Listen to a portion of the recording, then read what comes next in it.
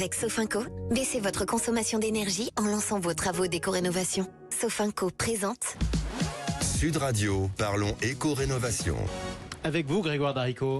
Oui, parce que c'est sans doute le chantier du siècle, vous l'avez dit. Nous sommes ravis de vous parler de rénovation énergétique. Chaque semaine, vos questions, nous vous y répondons. Et avec nous, Laurent Permas, vous êtes directeur de Sofinco Éco-Transition. Merci de nous accompagner. Alors Laurent, on en a souvent parlé. Au 1er janvier 2025, les logements étiquetés G après diagnostic de performance énergétique, le DPE, seront interdits à la location. Est-ce que cette interdiction va être assouplie ?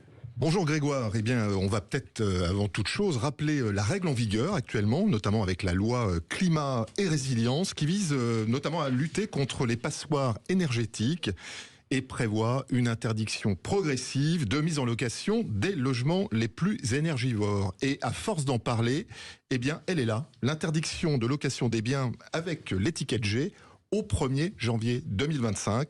On pourrait d'ailleurs observer un retrait de plus de 750 000 logements du parc locatif, selon les sources du ministère du Logement.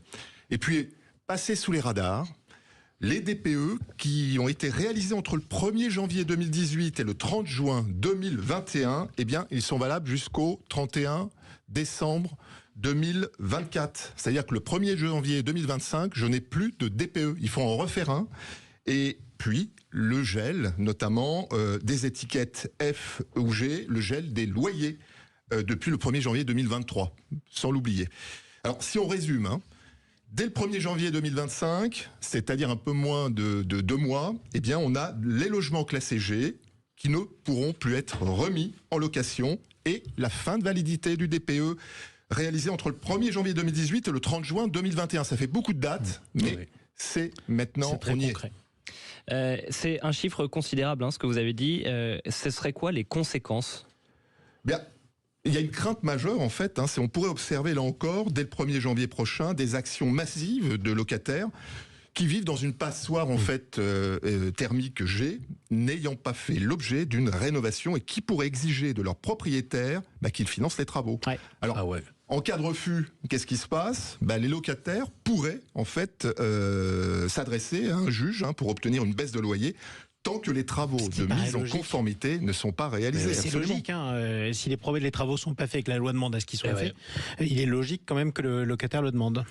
Et puis alors, la ministre du Logement, d'ailleurs, Valérie Létard, soutient une proposition de loi visant à prévenir les litiges relatifs aux obligations de décence énergétique. Alors, cette proposition de loi sera déposée en décembre par les députés Inaki et Chaniz et Bastien Marchive, le Pays Basque est à nouveau de retour.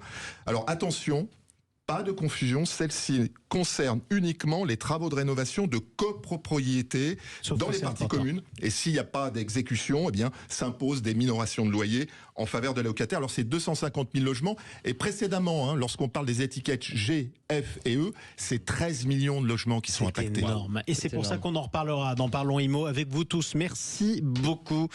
Il est 9h54, le chantier du siècle. C'est tous les samedis sur Sud Radio.